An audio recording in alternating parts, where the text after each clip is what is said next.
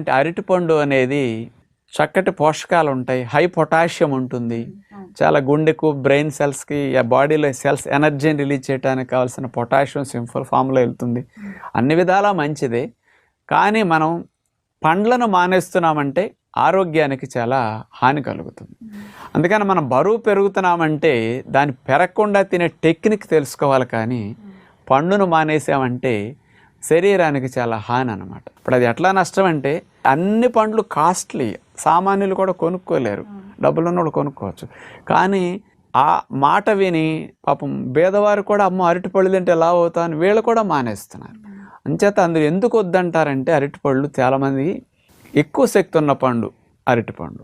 పుచ్చకాయ కర్బూజా తీసుకుంటే 100 గ్రాములు 16 క్యాలరీలే, బొప్పాయి తీసుకుంటే 32 క్యాలరీలు, మామిడి పండు తీసుకుంటే 100 గ్రాములు 74 క్యాలరీలు, అదే అరటిపండు తీసుకుంటే 116 క్యాలరీలు.